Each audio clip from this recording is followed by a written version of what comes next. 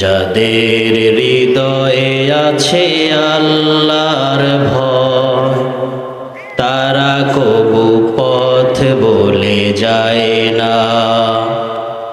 আল্লাহর প্রেম ছাড়া এই দুনিয়ায় কারো কাছে কোনো কিছু চায় না। সবাই পড়েন, যাদের হৃদয়ে আছে আল্লাহর ভয়, তারা কবু পথ বলে যায় না। আল্লাহর প্রেম ছাড়া এই দুনিয়ায় কারো কাছে কোনো কিছু চায় না, কারো কাছে কোনো কিছু চায় না। রাতের আধারে যারা সিজদাতে রয়, দু চোখের অশ্রুতে নদী যেন ভয়।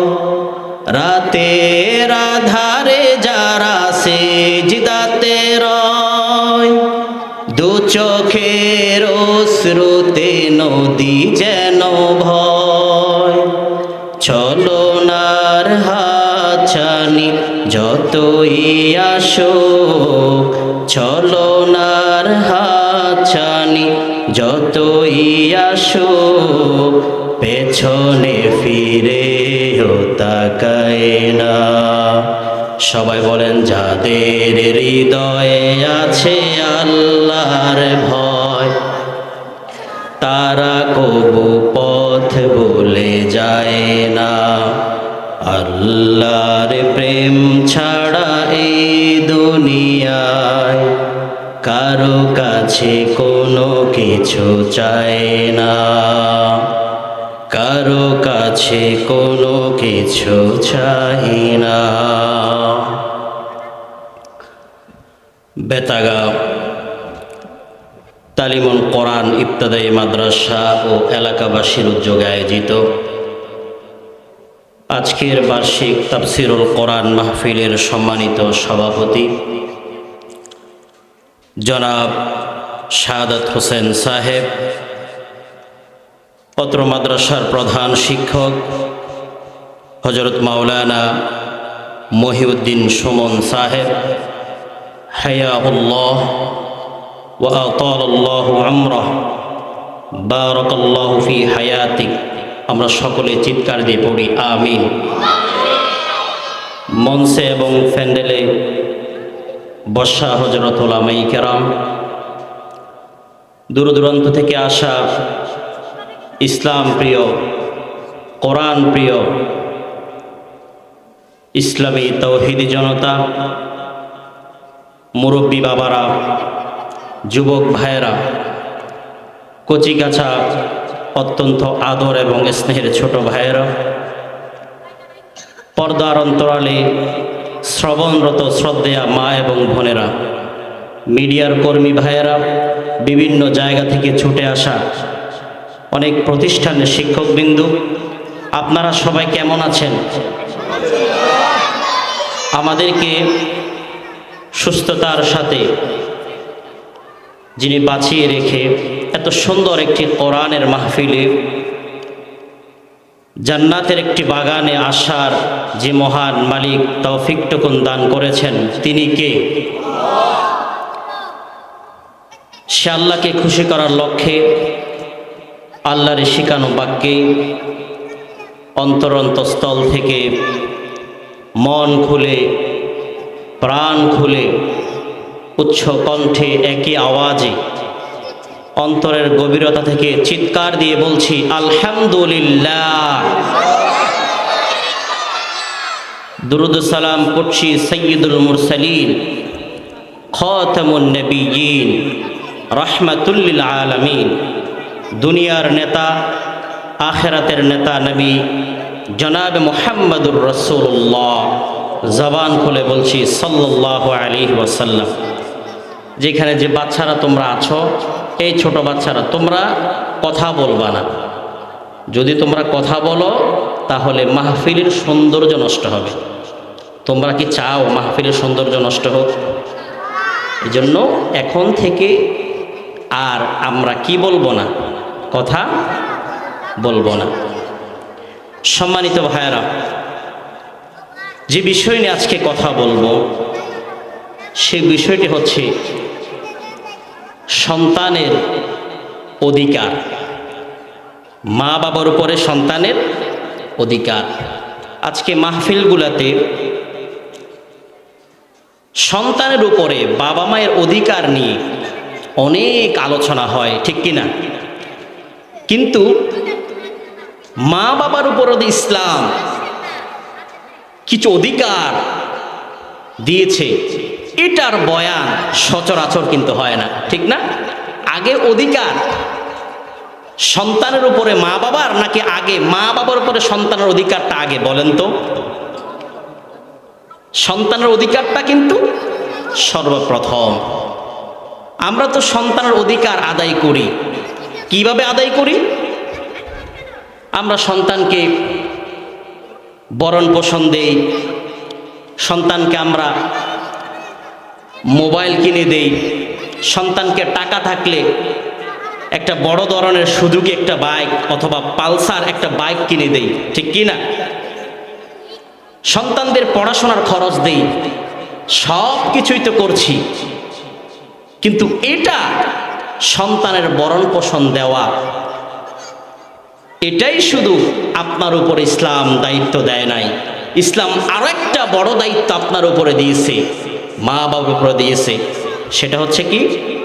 সন্তানকে দ্বীনি ইলম শিক্ষা দেওয়া, ঠিক কি না?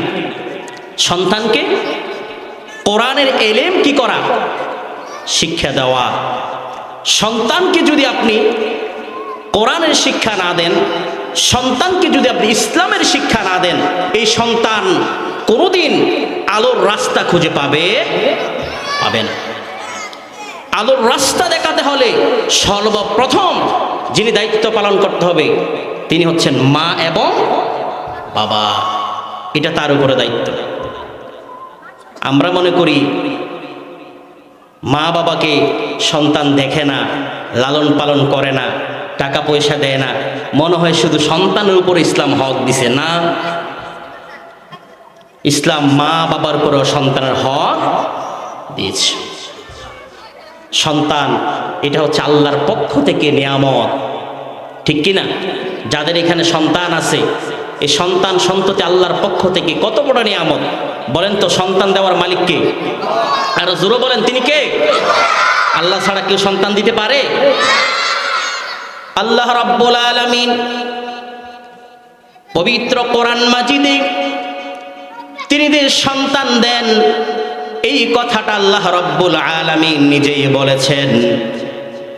আল্লাহ রাব্বুল আলামিন বলছেন, ইয়াহাবু লিমান ইয়াশাউ ইনাসাও ওয়া ইয়াহাবু লিমান ইয়াশাউ যুকুর আও ইউযাউইজুহুম যুকরানা ওয়া ইনাসা ওয়া ইয়াজআলু মান ইয়াশাউ আকিমা। জোরে বলি আল্লাহু আকবার। আল্লাহ রাব্বুল আলামিন বলছেন, ইয়াহাবু লিমান ইয়াশাউ ইনাসা, আমি আল্লাহ রাব্বুল আলামিন যাকে ইচ্ছা কন্যা সন্তান দান করি। ওয়া ইয়াহাবু লিমান ইয়াশাউ যুকুর, আমি আল্লাহ রাব্বুল আলামিন যাকে ইচ্ছা পুত্র সন্তান দান করি। আও ইউযাউইজুহুম যুকরানা ওয়া ইনাসা, আমি আল্লাহ রাব্বুল আলামিন যদি ইচ্ছা করি তাকে পুত্র সন্তানও দেই, আবার কন্যা সন্তান দুটোই একসাথে দেই, ঠিক কিনা? ওয়াজআলু মান ইয়াশাউ আকিমা, আবার আমি আল্লাহ রাব্বুল আলামিন যাকে ইচ্ছা, আকিমা শব্দের অর্থ হচ্ছে বন্দা। আল্লাহ রাব্বুল আলামিন আবার যাকে ইচ্ছা পৃথিবীতে বন্দা অবস্থায় রাখবে। বন্দা বলা হয় যার কোনো ছেলে সন্তান হয় না। আল্লাহ চাইলে ছেলে সন্তান ছাড়া পৃথিবীতে আপনাকে রাখবে। এটা কার ইচ্ছা বলেন? আল্লাহর ইচ্ছা। আল্লাহর উপরে কোনো হাত নাই। যার ছেলে সন্তান হয় না তারা কি করে? 4-5 বছর যদি সন্তান না হয় চলে যায়, অনেকে আছে মাজারে, ঠিক কিনা? চলে যায় অনেকে কোনো পীরের দরবারে, চলে যায় আবার কেউ কোনো আলেমের কাছে তাবিজ নেওয়ার জন্য, ঠিক কি না? তাবিজ, ওঝা, অনেক রকম চেষ্টা করে আল্লাহ যেন একটা সন্তান দেয়, ঠিক কি না? কিন্তু আল্লাহ রব্বুল আলামিন যদি সন্তান না দেয়, আপনার কপালে না থাকে, কোনোদিন পাবেন না। এই কথা বলছি কেন? কারণ সন্তান এটা আল্লাহর পক্ষ থেকে নিয়ামত, সন্তান দিবে আল্লাহ। এই সন্তানকে মানুষ করার দায়িত্ব হচ্ছে মা বাবার। সন্তানকে মানুষ করার দায়িত্ব কার? মা বাবার। আপনি ঠিক যেভাবে আপনার সন্তানকে গড়ে তুলবেন, আপনার সন্তান ঠিক সেইভাবেই গড়ে উঠবে, ঠিক কি না? প্রথম সবক সন্তানকে দেয় মা বাবা। মা বাবা যেটা করে সন্তান ঠিক সেটাই করে, ঠিক কি না? অনেক সময় মায়েরা, পর্দার অন্তরের মারা যারা শুনছেন, মায়েরা যখন দেখবেন দাড়ি নামাজ পড়ে, ছোট্ট বাচ্চা 5-6 বছর, দুনিয়ার কিছুই বুঝে না, কিন্তু মা সেজদা দিলে সন্তানও সেজদা দেয়, মা রুকু দিলে সন্তানও কি দেয়? রুকু দেয় না? মা যখন আবার হাত তুলে দোয়া করে, সে আল্লাহ কি জিনিস সেটাও বোঝে না, সে চিনে না, কিন্তু মা যখন হাত তুলে দোয়া করে, 5-6 বছরের সন্তান কি বুঝে, সেও আবার হাত তুলে কেন আল্লাহর কাছে কি জানি চায়, আল্লাহও চিনে নাই, কিন্তু হাত তুলে মায়ের মতো কি করে চায়। তার মানে কি বোঝা যায়, মা যেটা করবে সন্তানও সেটাই করবে। আপনি মা যদি বসে বসে মোবাইল টিপেন, আপনার সন্তানও সেম মোবাইল টিপবে। আপনি যদি বসে বসে কিরণমালার স্টার জলসা, আপনি যদি ডিসলাইন লাগাইয়া বসে থাকেন, সন্তান কোনোদিন কোরআন পড়বে না, ঠিক কি না? আপনি বাবা ভালো হয়ে, মা ভালো হয়ে আপনি সন্তানকে ভালো করার চেষ্টা করতে হবে। আপনি যদি বেনামাজি হন, আপনি যদি গুনাহ করেন, সন্তানকে যদি সওয়াবের আশা করেন, সন্তান কোনোদিন করবে? সন্তান বলবে, আমার মা বাবাই তো নামাজ পড়ে না, আমাকে আবার নামাজের কথা বলে, আমাকে গান দেখতে নিষেধ করে, কিন্তু মা নিজেই গান দেখে। আমাকে মা বাবা ওয়াজ মাহফিলে যাওয়ার জন্য নিষেধ করে, গানে যাওয়ার জন্য বলে। তাহলে আমাকে ওয়াজ মাহফিলের কথা বলে, কিন্তু মা নিজেই গান দেখে, ঠিক কিনা? তাহলে আপনি নিজে পজিটিভ না হয়ে সন্তানকে কখনো পজিটিভলি বানাতে পারবেন না। আপনি যদি নেগেটিভ হন, আপনি সন্তানকে কোনোদিন পজিটিভ বানাতে পারবেন না। প্রথম দায়িত্ব কার বলেন? মা বাবার। সন্তান যখন ভূমিষ্ঠ হবে, পৃথিবীতে যখন আসবে, সন্তানের উপর আসার পরে দায়িত্ব আছে না মা বাবার উপরে? মনে রাখবেন, সন্তান আসার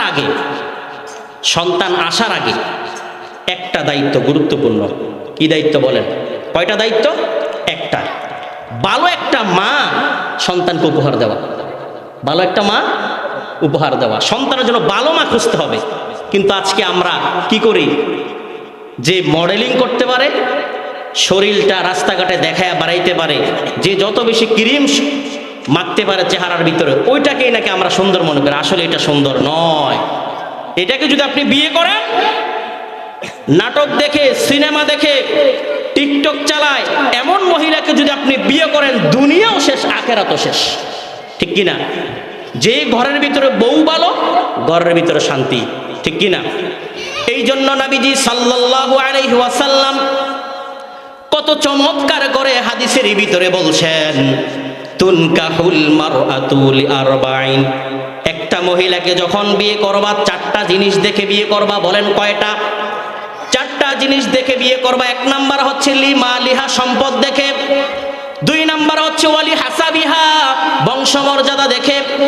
3 নাম্বার হচ্ছে ওয়ালি জামালিহা, সৌন্দর্য দেখে। 4 নাম্বার হচ্ছে ওয়ালি দীনিহা, দিনদারিতা দেখে। কয়টা হলো? 1 নাম্বার কি? সুন্দর। 1 নাম্বার কি? মাল সম্পদ। 2 নাম্বার বংশ। 3 নাম্বার সৌন্দর্য। 4 নাম্বার দিনদারিতা। কয়টা হলো? 4টা। তাহলে একটা মহিলাকে বিয়ে করার সময় কয়টা গুণ দেখতে হবে? 4টা গুণ দেখতে হবে। নবীজি সাল্লাল্লাহু আলাইহি ওয়াসাল্লাম পরের অংশে কি বলছেন? নবীজি সাল্লাল্লাহু আলাইহি ওয়াসাল্লাম বলছেন, প্রথম 3টা যদি নাও থাকে, 1 নাম্বার বংশমর্যাদা নাই, সৌন্দর্য নাই, তার সম্পদ নাই, তিনটা যদি না থাকে, নবীজি বলছেন যদি শেষেরটা দিনদারিতা থাকে তাহলে তিনটা না থাকলেও কোনো অসুবিধা নাই। যদি দিনদারিতা থাকে চোখ বন্ধ করে ওই মহিলাকে বিয়ে করে নাও, তাহলে গড়টাকে যিনি জান্নাত বানায় দিবেন তিনি কে? আরেকটু জোরে বলেন না, তিনি কে? তাহলে প্রথম তিনটা নাই, কিন্তু আছে কয়টা? একটা, সেটার নাম কি? দিনদারিতা। তাহলে প্রাধান্য কোনটাকে দেওয়া লাগবে? দিনদারিতাকে প্রাধান্য দেওয়া লাগবে। যদি আপনি দিনদারিতাকে প্রাধান্য দেন তাহলে আপনার দুনিয়াতেও শান্তি, আখেরাতেও শান্তি। তাহলে বিয়ের আগে মানে সন্তান হওয়ার আগে দায়িত্ব কয়টা? একটা। এই দায়িত্ব আপনার উপর পালন আপনি করতেই হবে। ভালো একটা মা তাকে উপহার দেন, কারণ দিনদারিতা যদি থাকে, কোরআনের এলেম যদি থাকে, যদি সে নামাজের বুঝ থাকে, আল্লাহর ভয় যদি তার ভিতরে থাকে, কসম করে বললাম ওই ঘরের ভিতরে কোনো দিন অশান্তি হবে না। কারণ শান্তি দেওয়ার মালিককে? জোরে বলেন, শান্তি দেওয়ার মালিককে? আল্লাহ ছাড়া কেউ শান্তি দিতে পারে? তাহলে প্রথম নাম্বার কি? ভালো একটা মা দেন। তারপরে সন্তান যখন দুনিয়াতে ভূমিষ্ঠ হবে তখন সন্তানের কানে আজান দেন। আজকে আমরা কি করি জানেন? আজকে আমরা সন্তান হওয়ার পরে ওই উমুক হুজুর দিয়ে আজান দিতে হবে, উমুক একজন ওলি আজান দিবে, উমুক দিবে, তুমুক দিবে, বসে থাকি। প্রথমে কি করি? সন্তান হওয়ার পরে আজান দেই না, প্রথমে একটা সেলফি তুলি। আপনারা দেখেন নাই? প্রথমে মানে মোবাইলে একটা কি তুলবে? সেলফি তুলে ছবি তুলে দিবে যে আল্লাহ আমাকে একটা সন্তান দিছে, ছেলে সন্তান দিছে, আলহামদুলিল্লাহ। আচ্ছা, নবীজি কি আপনার উপর এই দায়িত্বটা আগে দিছে? প্রথম দায়িত্ব কি? আজান দেওয়া। তো আজান দিবে কে? হুজুর দিবে না নিজে দিলে হবে? ভাই হোক, নানা হোক, তারপরে কি যে কোনো লোক হোক, আজানটা যদি শুদ্ধ হয় সে আজানটা কি করতে পারবে? দিতে পারবে। দেখেন নবীজি সাল্লাল্লাহু আলাইহি ওয়াসাল্লাম হাসানের কানে আজান দিছে। নবীজি হচ্ছেন কে? হাসানের নানা। হাসানের কে? হাদিসের মধ্যে এইভাবে আছে, নবীজি সাল্লাল্লাহু আলাইহি ওয়াসাল্লাম যে হাসানের কানে আজান দিয়েছেন, আবু রাফিয়া বলেন আযানা ফি উযুনিল হাসান ইবনে আলীন হিনা ওয়ালাদাতু ফাতিমাতু বিসসালাহ। নবীজি সাল্লাল্লাহু আলাইহি ওয়াসাল্লাম বললেন, আবু রাফি বলেন নবীজি সাল্লাল্লাহু আলাইহি ওয়াসাল্লাম যখন ফাতেমার পুত্র হাসান যখন জন্মগ্রহণ করলো, তখন নবীজি স্বয়ং মসজিদে যেইভাবে আজান হয় নামাজের মতো করেই হাসানের কানে আজান দিয়েছেন। সুবহানাল্লাহ। নবীজি আজান দিস। সম্মানিত ভাইয়ারা, আজকে আমরা কিন্তু আজান দিতে চাই না। তাহলে সর্বপ্রথম আজান দিবেন, এটা দায়িত্ব। তারপরে কি করবেন? তাহনিক করাবেন। একটা তাহনিক, যে একটা আপনার কাছে ভালো লাগছে, যে যে এলাকার ভিতরে আপনার কাছে যে আলেমটাকে ভালো মনে হয়, পছন্দ মনে হয়, আপনি তাকে দিয়ে কি করাবেন? তাহনিক করাবেন। মানে তাহনিক হলো খেজুর অথবা মিষ্টি দ্রব্য সামান্যতম কিছু নিয়ে ওই আলেম মুখের ভিতরে চিবায়া সন্তানের কি করবে? বাচ্চার মুখের ভিতরে দিবে, সে চুষে চুষে খাবে। মানে দুনিয়ার কোনো খানা তার পেটের ভিতরে যাওয়ার আগে তাহনিকের যে একটা বরকতময় খানা আছে, এইটা সেই জন্য আগে খায়। এটার ভিতরে কি আছে? বরকত। সেই জন্য তাহনিক করাবেন। তারপর আরো দায়িত্ব আছে না? আপনি 7 দিনের দিন কি রাখবেন? একটা সুন্দর নাম রাখবেন। আসলে নামের ক্ষেত্রে কিন্তু আমরা এটা রাখি না। নামটা কি হওয়া লাগবে? সুন্দর হওয়া লাগবে। ইসলামিক একটা নাম আপনি রাখবেন। কেন রাখবেন? নবীজি সাল্লাল্লাহু আলাইহি ওয়াসাল্লাম দেখেন হাদিসের ভিতরে কি বলছেন, ইন্নাকুম তুদআউনা ইয়াউমাল কিয়ামাহ, কিয়ামতের ময়দানে তোমাদেরকে ডাকা হবে বিআসমাইকুম ওয়া আসমাই আবাইকুম, তোমাদের নাম ধরে অথবা তোমাদের বাবার নাম ধরে ডাকা হবে। এই জন্য নবীজি বলছেন ফাহসিনু আসমাইকুম, এন যেন তোমাদের নামগুলা সুন্দর সুন্দর নাম রাখা হয়। সুবহানাল্লাহ পড়ে। সুন্দর নাম রাখবেন। আজকে কি সুন্দর নাম রাখা হয়? সুন্দর আজকে নাম রাখা হয় না। আমরা বলি অমুক বাড়িতে আব্দুল্লাহ আছে, আমার সন্তানের নাম কি করে আমরা মানে আব্দুল্লাহ রাখি? অমুক বাড়িতে তো আছে, বলে না? আমার চাচাতো ভাইয়ের নাম তো আছে আব্দুল্লাহ, হ্যাঁ, আব্দুর রহিম, আব্দুল করিম, এই নামগুলো সুন্দর নাম। এই নামগুলো রাখে না। অমুক বাড়িতে আছে এই জন্য রাখবে না। নাউজুবিল্লাহ করো। আব্দুল শব্দ দিয়ে যে নামগুলো ব্যবহার হয়, আব্দুর রহমান, আব্দুল করিম, এর চাইতে কি উত্তম নাম হতে পারে? বল্টু, সল্টু এগুলা কি নাম? রানা এগুলা কি নাম? এগুলো নাম নয়। আমরা মা বোনরাও তখন যখন হুজুর আসে একটা নাম চয়েস করে দেই, বড় একটা নাম রাখে, 3-4 শব্দ একটা নাম, ওই যে শেষে দিয়ে রাখে ঋতু অথবা পিঙ্কি অথবা একটা ছোট্ট একটা শব্দ ব্যাকেট দিয়ে রাখে, ওই আসল নামটা আর কি হয় না, উচ্চারণ হয় না। মানে ওই যেটা রাখবে বলবে হুজুর এই সুমাইয়া আক্তার রাখবো আসল নাম, আর ঋতু পিঙ্কি এটা হচ্ছে ডাক নাম। নাউজুবিল্লাহ পড়েন। তো নাম রাখছেন কেন? আসল নামটাই তো ডাকা হয় না, তাহলে নাম রাখার অর্থ কি বলেন? আপনি দুনিয়াতে যেটা বলে ডাকবেন সেটা কিয়ামতের ময়দানে ডাকা হবে, ঠিক কি না? তাহলে সম্মানিত ভাইরা, এই দায়িত্বগুলো আপনার উপর ইসলাম দিয়েছে, এগুলো পালন করবেন। তারপর আপনি আপনার উপরে আরো সবচাইতে বড় একটা দায়িত্ব আল্লাহ রাব্বুল আলামিন দিয়েছে, সেটা হচ্ছে সন্তানকে দ্বীনি শিক্ষা দেওয়া, সন্তানকে মাদ্রাসা শিক্ষা দেওয়া। কি শিক্ষা বলেন? সন্তানকে মাদ্রাসা শিক্ষা দেওয়া। এটা মা বাবার উপরে ফরজ, এটা নফল নয়, এটা মুস্তাহাব নয়। সন্তানকে দ্বীনি শিক্ষা দেওয়া এটা মা বাবার উপরে ফরজ করেছেন যিনি। চিৎকার দিয়ে জবান খুলে বলেন না তিনি কে? আরো জোরে বলেন তিনি কে? তাহলে সন্তানদেরকে দ্বীনি শিক্ষা দেওয়া। আমি এমনও দেখেছি একটা মানুষের 5টা সন্তান। জোরে বলেন কয়টা? বুঝার জন্য বলছি, 5টা সন্তান। একটা ব্যারিস্টার, একটা ইঞ্জিনিয়ার, একটাকে বানাইছে শিক্ষক জেনারেল লাইনে, আরেকটাকে ব্যাংকার বানিয়েছে, আরেকটাকে পাইলট বানিয়েছে। ধরেন বুঝার জন্য বলছি, 5টা সন্তান। এমন কপাল পোড়া একটা সন্তানকে মাদ্রাসায় পড়ায়া আলেম বানাতে পারে নাই, এমন পরিবার বাংলাদেশে আছে না নাই? একটা সন্তানকে সে আলেম বানাইতে পারে নাই। কপাল পোড়া নাকি? এর চাইতে বড় কপাল পোড়া আর কিছু হতে পারে? সন্তানকে আলেম বানানোর জন্য ইচ্ছা পোষণ করেন। যারা সন্তানকে বানাইতে পারেন নাই, তারা নাতি নাতনিকে আলেম আলেমা বানানোর জন্য চেষ্টা করা লাগবে কি লাগবে না? জোরে বলেন, লাগবে কি লাগবে না? সন্তানকে আপনি ব্যারিস্টার বানাবেন, কোনো ইসলাম কখনো বাধা দেয় না। আপনি সন্তানকে ইঞ্জিনিয়ার বানাবেন, ইসলাম কোনোদিন বাধা দেয় না। ইসলাম বলে সর্বপ্রথম শিক্ষাটা কোরআনের শিক্ষা দিয়ে দাও। সুবহানাল্লাহ।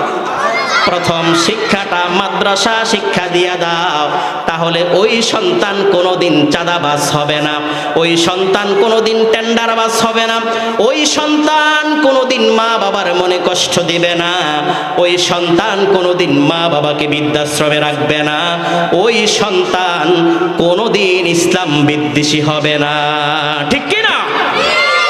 ওই সন্তান কোনোদিন আলেম বিদ্বেষী হবে না, আলেমদেরকে সম্মান করবে। এখন এক শ্রেণী বের হয়েছে আলেমদেরকে সম্মানই করতে চায় না, আলেমদের কোনো সম্মান নাই, আলেমদেরকে তুচ্ছ তাচ্ছিল্য করে কথা বলে, যেইভাবে সেইভাবে কথা বলে। আমি বলি, আলেম যদি বাংলাদেশের ভিতরে না থাকে তাহলে অনেক আগে কিয়ামত হয়ে যেত, ঠিক কি না? আলেম নেককার বান্দা যদি না থাকে কিয়ামত, ঠিক কি না? তাহলে প্রিয় ভাইয়েরা, আলেম সম্মানিত, এদেরকে সম্মান করা লাগবে। এই যে আলেমদেরকে সম্মান করতে হবে, এটাও শিক্ষা দেওয়া হয় মাদ্রাসায়, ঠিক কি না? আপনার একজন সন্তান, আমি বলি, এই যে বেতাগা আপনি যদি নুরানি মাদ্রাসার ভিতরে ভর্তি করায়া দেন, আপনি যদি মাদ্রাসায় কোরআন শিক্ষায় ভর্তি করায়া দেন, তাহলে 3-4 বছর পড়ার পরে আপনি তাকে কন্ট্রোল করা লাগবে না, ওই সন্তান উল্টা আপনাকে কন্ট্রোল করবে, ঠিক কি না? আপনি আর সন্তানকে তখন নামাজের কথা বলা লাগবে না, ওই সন্তানই আপনাকে উল্টা নামাজের কথা বলবে। আপনি সন্তানকে ইনসাফের কথা বলা লাগবে না, ওই সন্তান উল্টা আপনাকে ইনসাফের কথা বলবে, সত্য কথা। ওই সন্তান আপনাকে উল্টা শিক্ষা দিবে। এই জন্য একটা সন্তানকে যদি বেতাগা মাদ্রাসায় ভর্তি করে দেন, তাহলে আপনার এই সন্তান একদিন বড় আল্লাহওয়ালা হবে, ওই সন্তান কোনোদিন আলেম বিদ্বেষী হবে না, ঠিক কি না? আমি সব সময় বলি, মনোযোগ দিয়ে শোনেন, কান খাড়া করেন। রডের ফ্যাক্টরি থেকে কি বের হয়? কথা বলেন, কি বের হয়?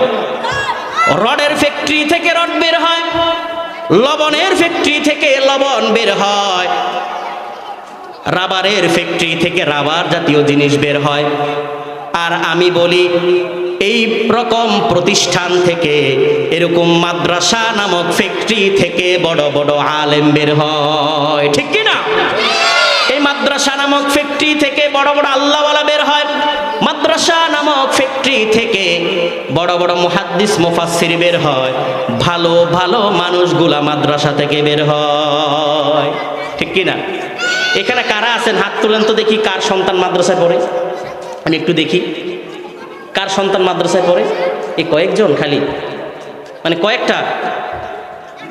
প্রিয় ভাইরা, মুরব্বী বেশি দেখা যাচ্ছে। কার নাতিরা পড়ে একটু হাত তোলেন তো। মাশাআল্লাহ। আমি বলি আপনাদের মতো ভাগ্যবান আর কেউ নাই।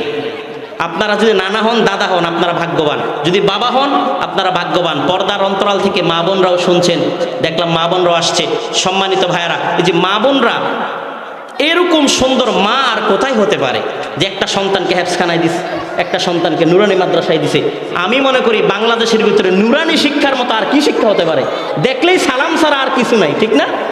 মানে নুরানি মাদ্রাসা ছাত্রদের মতো সুন্দর করে সালাম আর কেউ দিতে পারে না, এত সুন্দর করে সালাম দেয়। দেখেন প্রিয় ভাইয়েরা, সন্তানদেরকে যদি আপনি মাদ্রাসা শিক্ষা দিয়ে যদি বড় করেন, মাদ্রাসা শিক্ষা দিয়ে যদি আপনি বড় করেন, তাহলে আপনার সন্তান মানুষের মতো মানুষ হবে, কোনোদিন বিপদগামী হবে না। কোনোদিন কি হবে না? বিপদগামী হবে না। সন্তানদেরকে মাদ্রাসায় পড়ানোর দিকে চলে, একটা প্রেসিডেন্টেরও সংসার এইভাবে চলে না, ঠিক কি না? তা আমরা যারা চিন্তা করি যে সন্তানকে মাদ্রাসায় পড়ালে কি খাবে, কিভাবে চলবে, এত হাজার টাকা, এই কয় হাজার টাকা বেতন দিয়া, বলেন তো রিজিকের মালিক কে? আরো জোরে বলেন, রিজিকের মালিক কে? কোনো সন্দেহ আছে? তা আল্লাহ যদি রিজিকের মালিক হয়, আপনার সন্তানটাকে যদি আল্লাহর রাস্তায় দেন, ওই আল্লাহ কি আপনার সন্তানকে না খাওয়া মারবে? আমরা 5 ভাই। কয় ভাই? 5 ভাই। 5 ভাই আমরা মাদ্রাসায় পড়ি। একটা বোন, সেও মহিলা মাদ্রাসায় পড়ে। বলেন তো আমি কি না খায় মারা গেছি? আমি কি চলছি না? আমাদের পরিবার চলছে না? সম্মানিত ভাইয়ারা, তাহলে সন্তানকে যারা মাদ্রাসায় দেয় না, যে ইনকাম কম, কি খাবে, কিভাবে চলবে, এটা যারা চিন্তা করে, তারা এখনো বোকার স্বর্গে বাস করছে। কি হবে না হবে দেখার সময় নাই। মাদ্রাসায় সন্তানদেরকে ভর্তি করাবো, আল্লাহর রাস্তায় দিয়ে দেবো, এই সন্তানকে দেখার দায়িত্ব হচ্ছে কার? আরো জোরে বলেন, কার? আল্লাহর দায়িত্ব দিয়ে দিলাম। আল্লাহ রাব্বুল আলামিন আমার সন্তানকে দেখবে, আপনি আর দেখার কোনো দরকার নাই, আল্লাহই আপনার সন্তানকে দেখবে, ঠিক কি না? যখন একজন তালেবে ইলম রাস্তা দিয়া চলে, তখন ফেরেশতারা রাস্তার ভিতরে পর বিছায়া দেয়। আরো জোরে বলেন, কি বিছায়া দেয়? রাস্তার ভিতরে পর বিছায়া দেয়। দেখেন কত সম্মান একজন তালেবে ইলমের, কত সম্মান আল্লাহ রাব্বুল আলামিন দিয়েছেন। তাহলে একজন তালেবে ইলমের এত সম্মান যদি আপনি লাভ করতে চান, আমি মনে করি ওই সন্তানকে মাদ্রাসায় দেওয়া ছাড়া আর কোথায় দেওয়ার দরকার মনে করি না, ঠিক কি না? আপনি প্রথম শিক্ষাটা মাদ্রাসায় দেন, পরে আপনি স্কুল, ভার্সিটি, এখানে সেখানে পড়ান। কোনো ইসলাম কেউ আপনাকে বাধা দিবে না। ইসলাম কি দিবে না? বাধা দিবে না। তাহলে সন্তানদেরকে মাদ্রাসায় দিবেন ইনশাআল্লাহ। সন্তানদেরকে আলেম বানানোর চেষ্টা করেন। আমি বলি সন্তান যদি 5টা হয়, 5টাকে আলেম বানানোর নিয়ত করেন। সন্তান যদি 5-6টা আরো বেশি হয়, সবগুলোকে আলেম বানান। দুনিয়াতেও শান্তি, আখেরাতেও শান্তি। আপনি যখন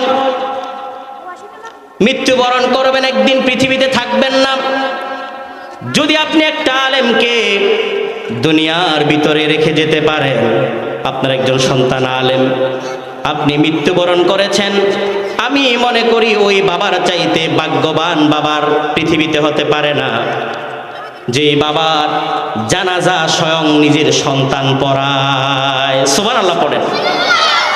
সন্তান জানাজা পড়ায়, এর চাইতে ভাগ্যবান আর কি হতে পারে? সম্মানিত ভাইরা, আপনারা কি চান না আপনাদের সন্তান আপনাদের জানাজা পড়াক? চান না? সন্তান জানাজার নামাজ পড়াবে, যদি অন্য কেউ আপনার জানাজার নামাজ পড়ায়, ওই মানুষটার চোখ দিয়া কখনো পানি আসবে না, ঠিক কিনা? আর আপনার সন্তান যদি আপনার জানাজার নামাজ পড়ায়, সামনে দাঁড়ায় যদি আল্লাহু আকবার বলে, তখন আল্লাহু আকবার বলার সঙ্গে সঙ্গে তার চোখ দিয়া বাবার জন্য পানি চলে আসবে। পৃথিবীতে আর কেউ কান্না করবে না, মসজিদের ইমাম কান্না করবে না, আপনার সন্তান কান্না করবে। কারণ আপনার জন্য একমাত্র সন্তানের ভিতরে মায়া আছে, বাবার জন্য সন্তানের ভিতরে মায়া আছে, মায়ের জন্য সন্তানের ভিতরে মায়া আছে, ঠিক কি না? এই জন্য মায়ায় সে কান্না করে দিবে। এই এক ফোঁটা চোখের পানি যদি বাবার জন্য মায়ের জন্য ফেলতে পারে, তাহলে আল্লাহ রব্বুল আলামিন এই চোখের পানির বদৌলতে আপনার সমস্ত গুনাহগুলো আল্লাহ তাআলা কি করে দিবেন। আজকে আমরা একটা কাজ করি কি, যখন মা বাবা মারা যায়, প্রথমে দৌড় দিয়ে ইমাম সাহেবের কাছে চলে যায়। কারণ সন্তানকে তো সে দিনই শিক্ষা দেয় নাই, সন্তান কিছুই বুঝে না, সে কোনো নিয়ম বোঝে না, গোসলের নিয়মও জানে না, কবরে কিভাবে শোয়াতে হবে সেটাও জানে না, কোনো নিয়ম কানুন তার জানা নাই। এখন দৌড় দিয়া চলে যায় হুজুরের কাছে, ঠিক কিনা? হুজুর আসবে, কবর জিয়ারত করতে যাবে, সেখানেও হুজুর, কবরে বাবাকে নামাতে যাবে, সেখানেও হুজুর, কারণ সে কোনো নিয়ম জানে না। বলেন তো, এই সন্তানকে কোরআন থেকে, মাদ্রাসা শিক্ষা থেকে বঞ্চিত কে করলো? কে করলো? মা এবং বাবা। এই মা বাবা কি একদিন ধরা খাবে না? ধরা খাবে কি খাবে না? নাকি আল্লাহ তাআলা ছেড়ে দিবে? আপনি যে সন্তানকে দিনী শিক্ষা দেন নাই, সন্তান কি অপরাধ করেছিল? যখন সন্তানের 12-13 বছর বয়স হলো, ওই সন্তানকে মাদ্রাসায় না দিয়া, ওই সময় তার পড়ার টাইম, তখন 12-13 বছর বয়সের টাকার লোভে পড়ে ওই সন্তানকে আপনি হোটেলে কেন দিয়েছেন? ওই সন্তানকে আপনি কি করে কাজে দিয়েছেন? ওই সন্তানের হাতে কি করে সিএনজি ধরায়া দিয়েছেন? ওই সন্তানের হাতে কি করে আপনি কাজ ধরায়া দিয়েছেন? ওই টাইমে তো তার হাতে কলম থাকার কথা, ঠিক কিনা? ওই সময় তার হাতে কি থাকার কথা? কলম থাকার কথা। আপনি তাকে হোটেলে দিয়ে দিয়েছেন, সে পারবে না, তার দ্বারা কিছু হবে না। আপনাকে কে বলছে? এটা বলে তো আপনি কি করলেন? আরো সন্তানকে আরো খারাপ করে দিলেন। হোটেলে চাকরি করে 12-13 বছর বয়স, আছে না নাই? জোরে বলেন, আছে না নাই? তাহলে এই যে 12-13 বছর একটা বয়সে সন্তানকে আপনি হোটেলে দিয়ে দিলেন, কোরআন থেকে যে আপনি বঞ্চিত করলেন, এটার দায়ভার কে নিবে বলেন? মা বাবা নিবে না? আপনি মা বাবা কি করে পারেন সন্তানকে আপনি যিনি শিক্ষা দেন নাই, টাকার লোভে পড়ে কি করেন? এটা এই মা বাবা হচ্ছে কপাল পোড়া। এই মা বাবা কপাল পোড়া। আমাকে ছোটকালে যদি কোনো গ্যারেজে অথবা কোনো দোকানে যদি দিয়ে দিত, আজকে আপনাদের সামনে কি কথা বলার সুযোগ হতো? হতো না। সম্মানিত ভাইয়েরা, আপনারা যারা এই প্যান্ডেলের আশেপাশে যারা ঘোরাফেরা করছেন, একটু আপনারা দয়া করে মেহেরবানি করে বসে যান। মাহফিলের সৌন্দর্য নষ্ট করবেন না। এই মাহফিলটা বরকতময় মাহফিল। এই মাহফিলের আশেপাশে ফেরেশতা দ্বারা বেষ্টিত, সুবহানাল্লাহ পড়েন। তাহলে এই সৌন্দর্যটা আমরা নষ্ট করব না। যারা আছেন দয়া করে আল্লাহর ওয়াস্তে আমরা বসে যাই, এই মাহফিলের সৌন্দর্যটা, বরকতটা যেন নষ্ট না হয়। সম্মানিত ভাইয়েরা, তাহলে সন্তানদেরকে আমরা কি শিক্ষা দিব বলেন? সন্তানদেরকে দ্বীনি শিক্ষায় শিক্ষিত করব। সন্তানদেরকে আমরা কোরআন শিক্ষা দিব। প্রথম এটা হচ্ছে আপনার উপরে দায়িত্ব, এটা হচ্ছে আপনার উপরে ফরজ। সম্মানিত ভাইয়েরা, তাহলে সন্তানদেরকে মাদ্রাসায় পড়ানোর দরকার আছে না নাই? আমরা আবার কি করি জানেন? আমাদের ভিতরে এক শ্রেণীর গার্ডিয়ান আছে যে সন্তানকে মাদ্রাসায় দিছে, এখন মাদ্রাসার পড়া পারে না। হুজুর বলছে সন্তানটা দুর্বল, মেধা দুর্বল, পারবে না। এখন কি করে? ওই সন্তানটাকে মাদ্রাসা থেকে নিয়ে স্কুলে ভর্তি করায় দেয়। এরকম গার্ডিয়ান আছে না নাই? হুজুর যদি বলে আরো 1 বছর থাকতে হবে, মেধা দুর্বল, এখন কি করে? ওই সন্তানটাকে বলে না, মাদ্রাসা আর পড়াবো না, নিয়ে দেবে স্কুলে। আমি আপনাদের বিবেকের কাছে প্রশ্ন করতে চাই, বলেন তো, যে গার্ডিয়ানরা এমন চিন্তা করেন যে কোরআনের মার্কাজ থেকে, কোরআনের মাদ্রাসা থেকে যদি সন্তানটাকে স্কুলে নিয়ে ভর্তি করায়, বলেন তো সন্তানের মেধা কি বাড়বে নাকি উল্টা আরো কমবে? আরো কমে যাবে। আরবি পড়ে, আরবি পড়ার পরে আলিফ বা তা সা আলহামদুলিল্লাহি রাব্বিল আলামিন আলাম তারা কাইফা ফাআলা রাব্বুকা বিআসহাবিল ফিল, এই যে সূরা পড়ে, আরবি পড়ে, কোরআন পড়ে, যদি তার মেধা শক্তি না বাড়ে, পৃথিবীর কোন পড়া পড়ে তার মেধা বাড়বে বলেন? বাড়বে? আমরা একটু সামনে আগায় বসি, একটু জিকির করি, লা ইলাহা লা ইলাহা ইল্লাল্লাহ। আরো সামনে চলে আসি, লা ইলাহা ইল্লাল্লাহ লা ইলাহা ইল্লাল্লাহু মুহাম্মাদুর রাসূলুল্লাহ সাল্লাল্লাহু আলাইহি ওয়াসাল্লাম। তাহলে সন্তানের মেধা যদি দুর্বল হয়, ওই সন্তানকে যদি আপনি স্কুলে নিয়ে দেন, বলেন তো এই সন্তানের মেধা বাড়বে না আরো ধ্বংস হবে? আরো ধ্বংস হয়ে যাবে। সম্মানিত ভাইয়েরা, মেধা দুর্বল হোক, সন্তানকে মাদ্রাসার ভিতরে আঠার মতো লাগাইয়া দেন। মাদ্রাসার ভিতরে কি করেন? আঠার মতো লাগাইয়া দেন। আল্লাহ রাব্বুল আলামিন দেখবেন এক সময় আল্লাহ হয়তো আপনার সন্তানের মেধা খুলে দিতে পারে। সন্তানের মেধা খুলবে কোত্থেকে? সন্তানের মেধা খোলার জন্য তো কিছু দায়িত্ব আছে নাকি? আছে না?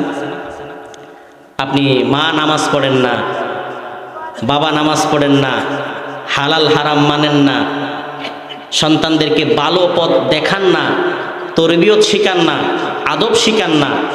এই সন্তানদেরকে মানে মন মানসিকতাই নাই এগুলা শেখানোর জন্য। আমি মনে করি যেই গার্ডিয়ান, যেই বাবা মা বেনামাজি নামাজ পড়ে না, ওই সন্তানের মেধা কোনোদিন খুলবে না। কারণ এটার প্রভাব কি পড়বে? গুনার প্রভাব সন্তানের উপরে পড়বে।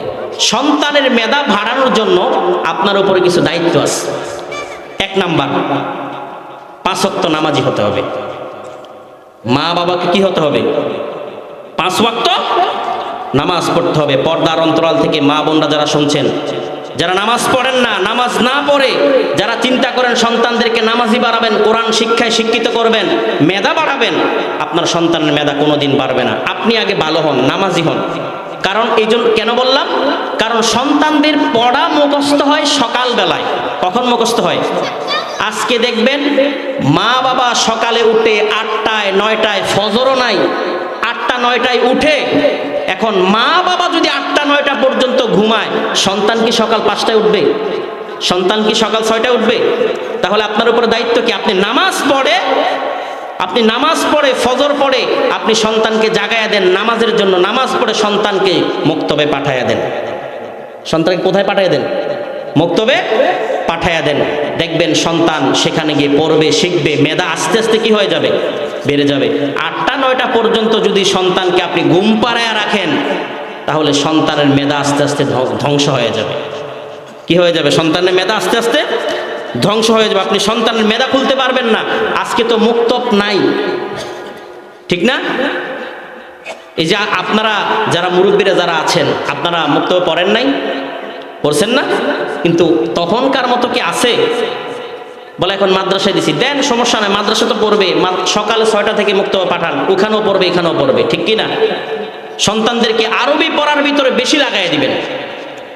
এজন্য প্রথমে আপনাকে কি হওয়া লাগবে বলেন? নামাজি হওয়া লাগবে। দুঃখের বিষয় হলেও বলতে হয়,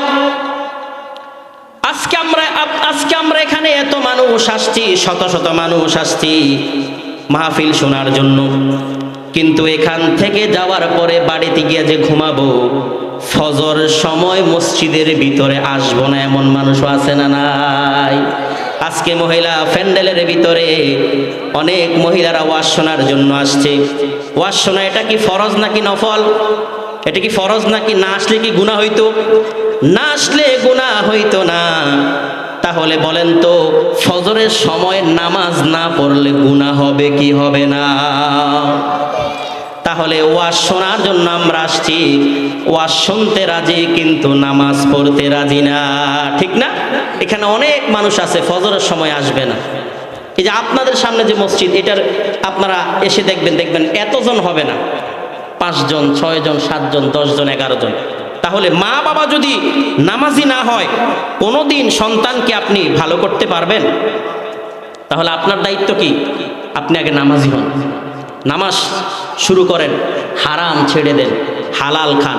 হালালের ভিতরে বরকত দিয়েছেন যিনি, তিনি কে? তাহলে নামাজ পড়বেন তো আজকে থেকে ইনশাআল্লাহ। সন্তানদেরকে মাদ্রাসায় পড়াবো তো ইনশাআল্লাহ। সন্তানদের মেধাগুলো নষ্ট করছি আরেকটা জিনিস দিয়া, সেটা একেবারেই কমন। এটা বললে অনেকের মনে কষ্ট যাবে। সন্তানের মেধা নষ্ট করছি আরেকটা জিনিস, সেটা হচ্ছে মোবাইল দিয়া। কি দিয়া? আজকে তো প্রত্যেকটা ঘরে ঘরে মোবাইল। মোবাইল নাই এমন কোনো পরিবারে মনে নাই। মোবাইল থাকা এটা কি দোষের? বলেন, মোবাইল থাকা এটা কি নয়? দোষের নয়। দোষ হচ্ছে সন্তান 5-6 বছর বয়স, তার হাতে কোরআন মাজিদ না দিয়া, তার হাতে বই না দিয়া পড়ার সময় মোবাইল দিয়া রাখে, এরকমও গার্ডিয়ান আছে না নাই? বলো হুজুর সন্তান তো খানা খায় না, কি করতাম?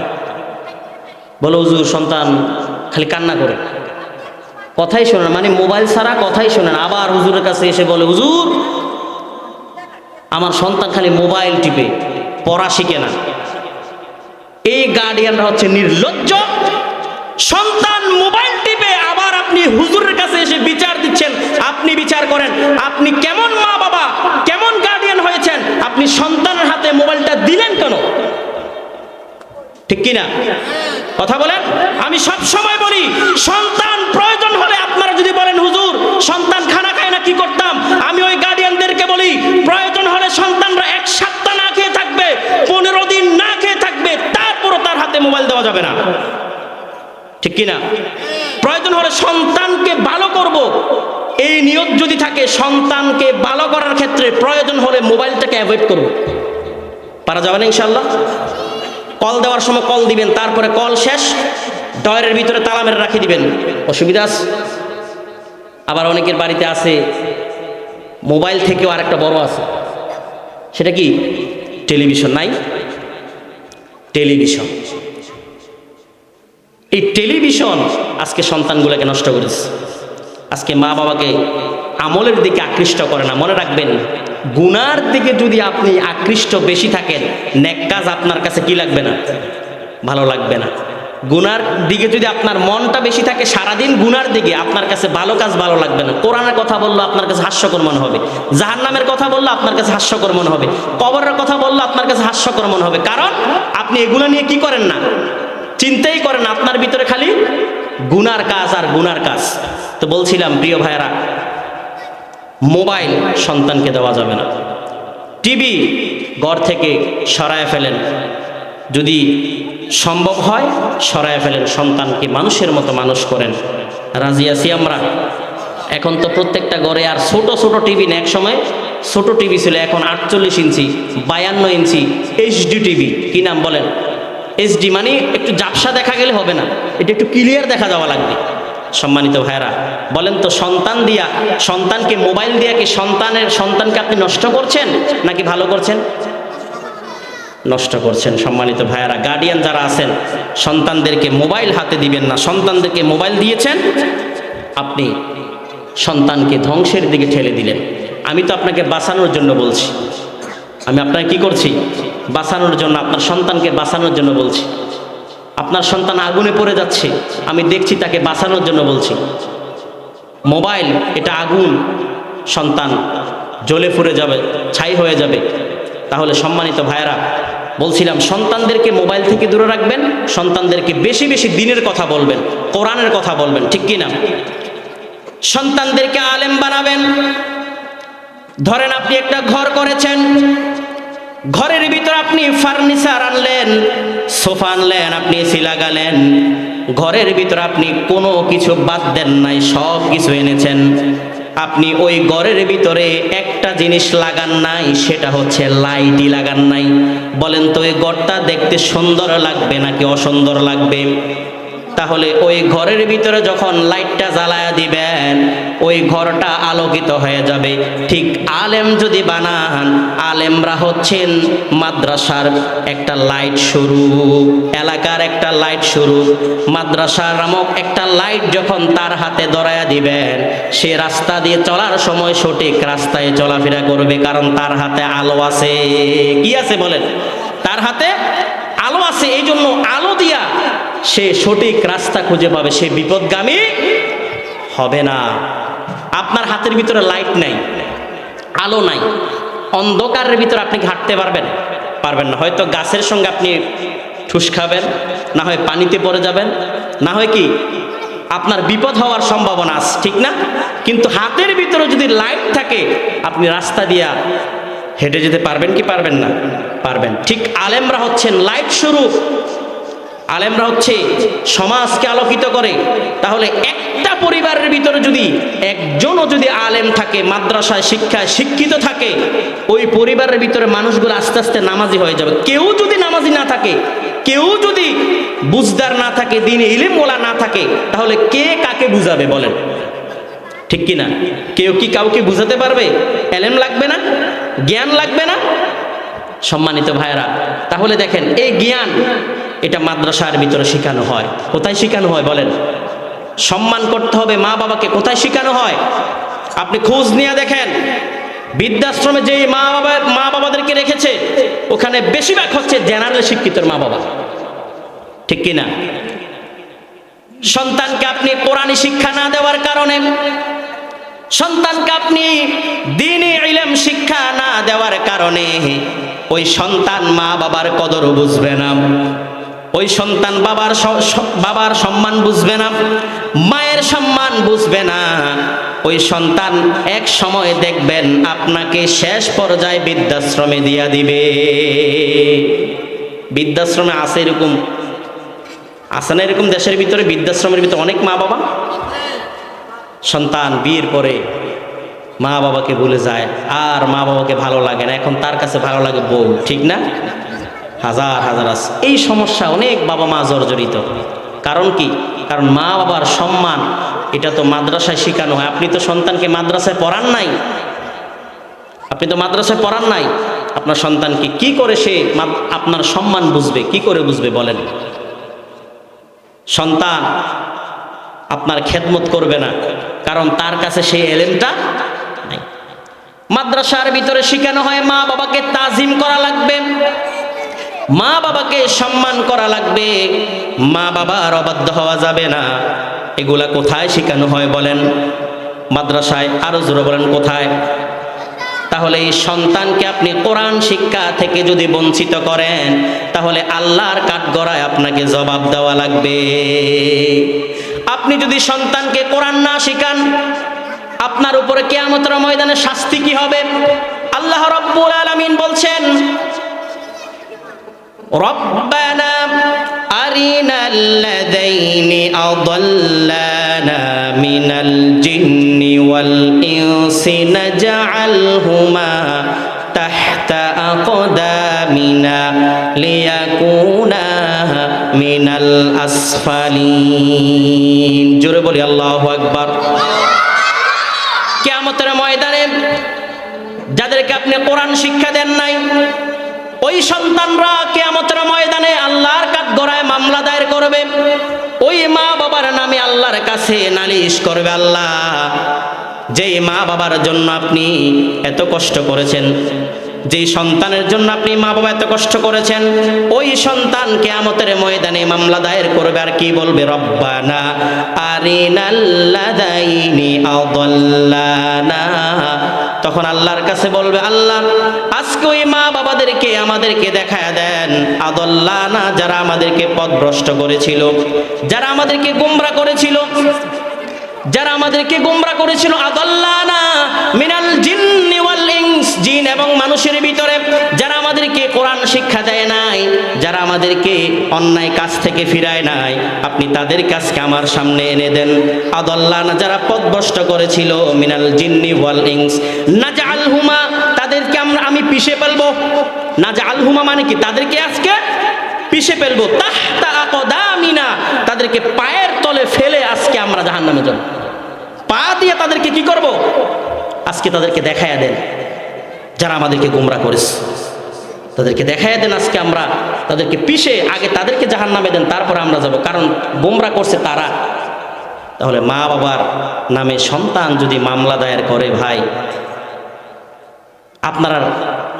আপনি মা বাবা হয়ে আর কি করছেন যে আপনার নামে সন্তান নিজের স্বয়ং যার যেই সন্তানের জন্য মাতার গাম পায়ে ফেলে আপনি সন্তানের জন্য এত কষ্ট করেছেন, কিন্তু সন্তানকে দ্বীনি শিক্ষা, একটা শিক্ষা না দেওয়ার কারণে, মাদ্রাসা শিক্ষা না দেওয়ার কারণে ওই সন্তান কিয়ামতের ময়দানে আপনার নামে মামলা দায়ের করবে। ব্যাপারটা কি ভালো হবে না খারাপ হবে? এর চাইতে লাঞ্ছনা, এর চাইতে বঞ্চনা আর কি হতে পারে বলেন? সম্মানিত ভাইয়েরা, তাহলে মাদ্রাসার ভিতরে আমরা সন্তান দিব তো ইনশাআল্লাহ?